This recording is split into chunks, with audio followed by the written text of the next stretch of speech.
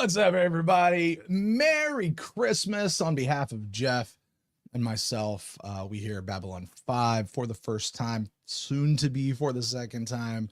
Also Stargate, also Timeless, also Crusade, also whatever else we got going on in the future. We want to wish everyone out there who is celebrating the holiday today a very merry, very happy Christmas. And if this is not a day that you celebrate, then a very merry, happy Wednesday or Thursday, wherever it is in your particular time zone. You know, last year, we were in season four. We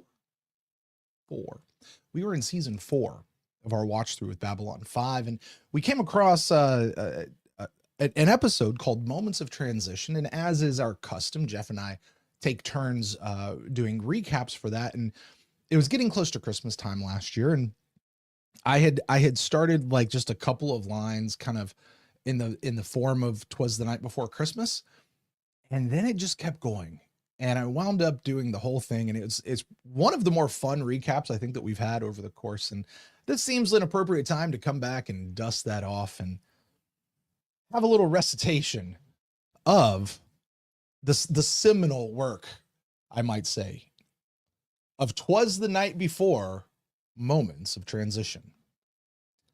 A little disclaimer, I haven't read this or said this out loud since we recorded that way back when. So let's see how this goes.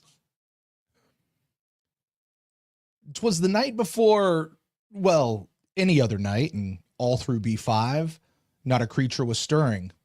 It was 4:45. Michael was snuggled all up in his bed, while visions of Psychor brainwashing chambers danced in his head, when what to his wondering ears would sound but a chime with a message that he had to answer right now. It was William Eggers, you see, Lisa's new husband. Oh, joy, yippee! But Michael is on Eggers' payroll, you know, and he had a job for him, and Michael couldn't say no. There's a package that Michael has to get through, but Zach is on to him. Oh, what should he do? I know, Michael said. It's a telepath I need, and I know one named Lita, and it's money that she needs. She's trying to find a job since Kosh left her high and dry. The Vorlons have stopped paying her bills, and the rent is quite high. So Lita will have to move to smaller quarters, it seems, because she can't find a job, and you know what that means.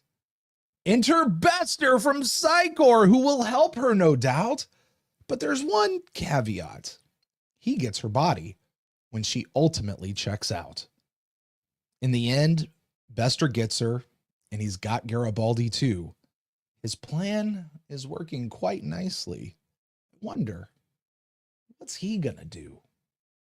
But that's not where our story ends today. Oh no, that's just the B plot. Here is plot A. The Minbari are at war, and it's not very civil, it seems. The warrior caste is winning, and Delenn is gonna bend the knee. In front of the entire planet, she surrenders to those fools, but she has the upper hand because she knows the ancient rules. Whenever there's a dispute, a beam of light will shine down.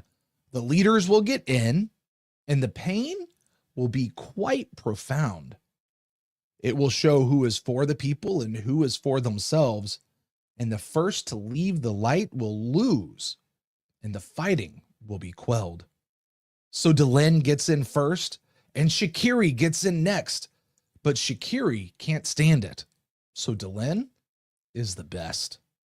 But she doesn't get out either. She's trying to prove a point. She's the leader that they should all anoint. But then she falls down flat, and Naroon saves her head, but he stays in the light and winds up quite dead. Now Delenn reforms the Great Council, but not the same as before. This time the worker caste will have 5, while the other 2 combine for 4. So once again, we see that Brent was absolutely right, and his crown rests safely on his head. And now, Jeff, tell us about this episode. What did you like? Merry Christmas, everybody. Merry Christmas. And go watch Babylon 5. It's wonderful.